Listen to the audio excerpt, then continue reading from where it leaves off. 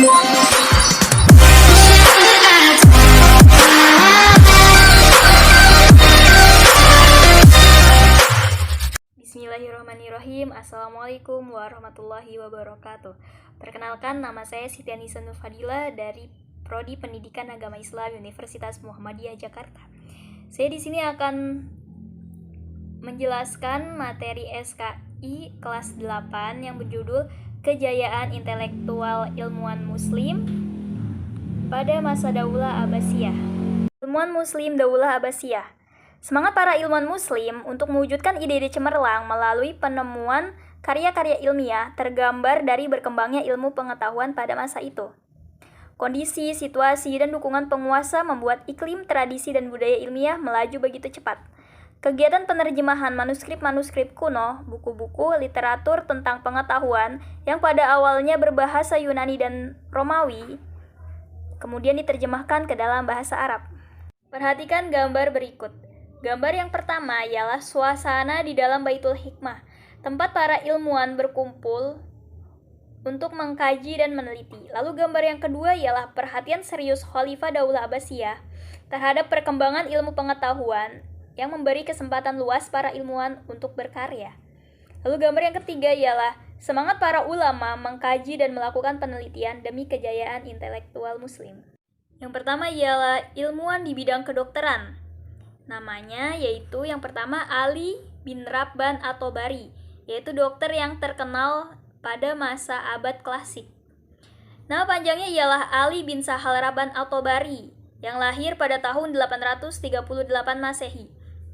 Pada awalnya, seorang yang beragama Kristen dari Tabaristan, ia masuk Islam dan menjadi dokter pribadi Khalifah Al-Mutawakkil.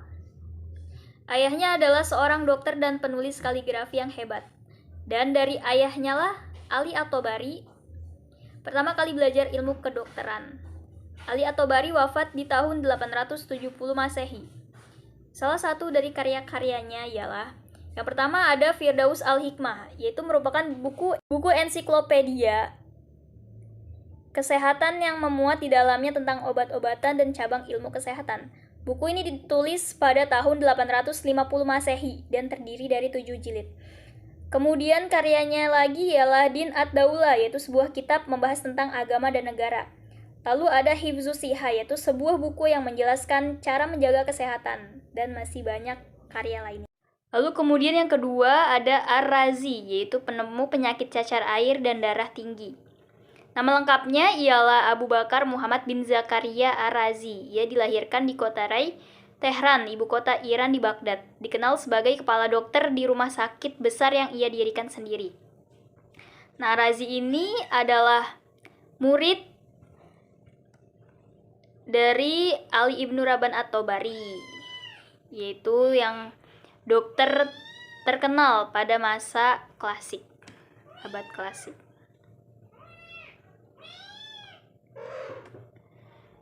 Semasa hidupnya ia menulis tidak kurang dari 200 karya ilmiah. Di antaranya ada Al-Hawi, yaitu buku yang komprehensif, buku yang menyeluruh. Buku ini dianggap sebagai karya utama Ar-Razi dalam bidang kedokteran, yang pertama kali diterjemahkan ke bahasa Latin oleh seorang dokter Yahudi Sisilia yang bernama Faraj bin Salim pada tahun 1279 Masehi. Lalu ada Al-Judari wal Hasba, yaitu buku yang membahas tentang penyakit cacar air, campak, dan bisul, serta dipandang sebagai mahkota dalam literatur ilmu kedokteran. Buku ini pertama kali diterjemahkan ke dalam bahasa Latin di Venesia pada tahun 1565 Masehi.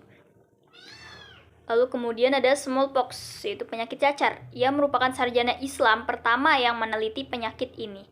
Ialah yang membagi penyakit ini menjadi 2 bagian, yaitu cacar air dan cacar merah.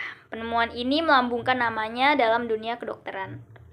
Lalu ada air raksa, salah satu penemuan Ar-Razi yang sangat berguna dalam dunia medis. Lalu ada diagnosa hipertensi. Ar-Razi adalah seorang dokter yang pertama kali melakukan diagnosis terhadap hipertensi atau darah tinggi. Lalu yang ketiga ada Ibnu Sina atau Avicenna. Ia di barat terkenal dengan sebutan Avicenna. Nama lengkapnya ialah Abu Ali Al-Husain bin Abdullah bin Ali bin Sina. Orang Arab memberinya gelar Syekh Quraisy, yang artinya pemimpin orang terpelajar. Ia lahir pada tahun 980 Masehi dan wafat di tahun 1037 Masehi. Sebagai dokter, Ibnu Sina lebih suka tindakan preventif daripada kuratif dan selalu menguatkan aspek rohani dan jasmani pasien dalam pengobatannya. Dalam pandangannya, makanan, minuman, temperatur, polusi udara, limbah, keseimbangan pikiran, dan gerak tubuh mempunyai pengaruh terhadap kesehatan manusia. Semua yang dikatakan Ibnu Sina terbukti dan menjadi masalah utama atas kesehatan manusia saat ini. Karya-karya Ibnu Sina dalam bidang ilmu kedokteran antara lain itu salah satunya ada Al-Qanun fit Tibb, yang artinya dasar-dasar ilmu kedokteran. Buku ini berabad-abad telah menjadi buku yang menguasai dunia pengobatan di Eropa dan menjadi buku sumber kedokteran di Perancis. Di dalam buku ini menjelaskan tentang pembengkakan pada paru-paru dan mengenali potensi penularan wabah penyakit saluran pernafasan, asma, dan TBC melalui pernafasan dan penyebaran berbagai penyakit melalui udara dan air. Obat-obatan yang disebut dalam buku ini tidak kurang dari 760 macam obat untuk beragam penyakit. Lalu karyanya ada Asy-Syifa yang berisi tentang cara pengobatan, termasuk tentang pengobatan penyakit syaraf. Lalu yang kedua ada ilmuwan filsafat Islam. Filsafat atau falsafah merupakan pengetahuan tentang kebenaran yang dipahami oleh akal manusia. Tokoh-tokohnya ialah ada Al-Kindi, yaitu filsuf muslim pertama. Al-Kindi atau yang bernama lengkap Abu Yusuf Yakub bin Ishaq bin Sabah Al-Kindi, seorang putra gubernur yang lahir di Kufah sekitar tahun 801 Masehi dan menetap lalu meninggal di Baghdad, Irak pada tahun 873 Masehi. Di barat ia dikenal dengan nama Al-Kindus. Ia hidup pada masa pemerintahan Khalifah Al-Amin Al-Ma'mun, Al-Mu'tasim, Al-Watsik, dan Al-Mutawakkil. Karena merupakan keturunan asli Arab, maka ia memperoleh gelar filsuf Arab. Dan ia memang merupakan representasi pertama dan terakhir dari seorang murid Aristoteles, yaitu filsuf Yunani, di dunia timur yang murni keturunan Arab. Al-Kindi lebih dari seorang filsuf. Ia ahli perbintangan, kimia, ahli mata, dan musik. Tidak kurang dari 361 karya ilmiah yang ditulisnya. Namun sayangnya kebanyakan dari karya-karyanya itu tidak bisa ditemukan. Di antaranya ada karya filsafatnya, itu Risalah fi Madkhal al-Mantiq bil Istifa al-Qaul fi, sebuah pengantar lengkap logika. Lalu yang kedua ada Al-Ghazali atau Hujjatul Islam. Imam Al-Ghazali memiliki nama lengkap Abu Hamid bin Muhammad Al-Ghazali At-Tusi. Ia bergelar Hujjatul Islam yang artinya orang yang memiliki kewenangan atau otoritas atas Islam. Ia dilahirkan di Tusi, Khurasan pada tahun 1059 Masehi dan wafat di tahun 1111 Masehi. Guru Imam Al-Ghazali adalah Al-Imam Haramain Al-Juwaini, seorang ulama besar dan mengajar di Madrasah An-Nizamiyah di Baghdad, Irak. Imam Ghazali memiliki karakter tekun, rajin, teliti, dan cerdas, sehingga banyak disiplin dengan ilmu yang dikuasainya. Di antara seperti ilmu kalam, ilmu fikih, ilmu teologi, filsafat, matematika, kimia, dan lain sebagainya. Imam Al-Ghazali berhasil menulis sekitar 200 kitab. Di antara karyanya yang terkenal itu ada kitab Tahafutut Falasifah atau Kerancuan Filsafat, sebuah kitab yang membahas tentang filsafat Islam. Lalu ada Ihya Ulumuddin. Ini sangat terkenal kitab ini. Itu kitab tasawuf yang membahas tentang kaidah dan prinsip dalam mensucikan jiwa, yang membahas tentang penyakit hati, pengobatannya, dan mendidik hati. Kitab ini merupakan karya yang paling terkenal dari Imam Al-Ghazali. Lalu ada Ibnu Maskawai yang memiliki nama lengkap Abu Ali Ahmad Ibnu Muhammad Ibnu Maskawai, Lahir di Iran pada tahun 932 Masehi dan wafat di tahun 1030 Masehi. Ibnu Maskawayh merupakan sosok ilmuwan muslim di bidang ilmu filsafat akhlak. Menurutnya, akhlak adalah keadaan jiwa seseorang yang mendorongnya melakukan perbuatan-perbuatan tanpa melalui pertimbangan pemikiran terlebih dahulu. Selama hidupnya, Ibnu Maskawayh banyak menghasilkan karya tulis yang sangat luar biasa dan mempengaruhi perkembangan ilmu filsafat di kemudian hari. Di antara karya-karyanya yaitu ada Tahziful Akhlaq wa Tatirul Araq, yaitu menjelaskan tentang cara untuk meraih akhlak yang stabil dan perilaku yang lurus. Lalu ada Tartib As-Sa'adah yang menjelaskan tentang politik dan akhlak. Lalu ada lagi kitabnya Jawidan Khirat, yaitu kumpulan syair-syair mutiara dan bijak. Lalu yang ketiga yaitu ilmuwan kimia yang bernama Jabir bin Hayyan. Ia dikenal sebagai bapak kimia muslim pertama. Dunia barat menyebutnya dengan Geber. Jabir bin Hayyan bin Abdullah Kufi dilahirkan di desa Tus Khurasan, kemudian menetap di Kufah sekitar tahun 776 Masehi.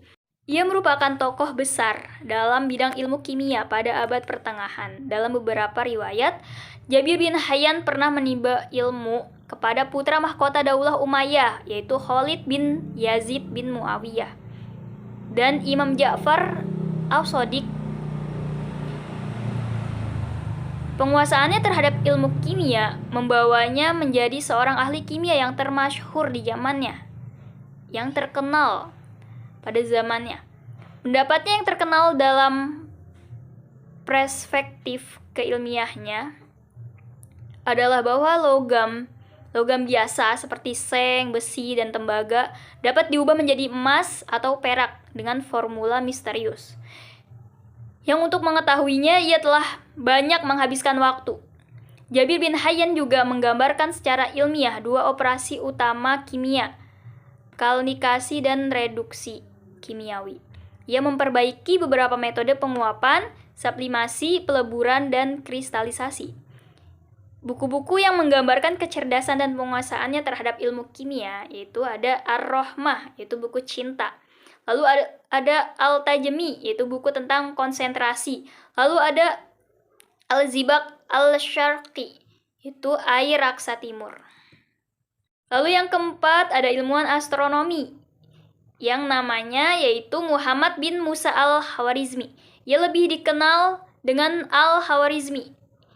Ia dilahirkan di Khawarizm, Uzbekistan pada tahun 780 Masehi. Ia hidup di masa pemerintahan Khalifah Abdullah Al-Ma'mun.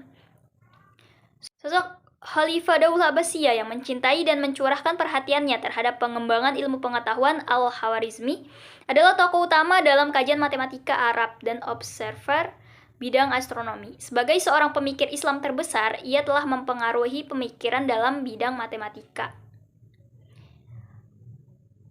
melampaui pemikiran ilmuwan abad pertengahan lainnya. Peran Al-Khawarizmi terhadap pengembangan ilmu astronomi dan matematika sangatlah besar. Ia telah menyusun tabel astronomi tertua. Ia juga menulis karya tertua tentang aritmatika dan tentang aljabar. Karya aljabarnya disebut sebagai Al-Muhtasar fi Hisab Al-Jabar wal Muqabalah. Kitab ini memuat tentang cara menghitung melalui penjagaan dan jawaban palsu. Lalu yang kedua ada pengetahuan matematika yang kemudian disebut barisan Fibonacci, yaitu hitungan 1, 2, 3, 5, 8, 13, 21, 34, 55, 89, 144, dan seterusnya. Mungkin cukup sekian pembahasan kita kali ini.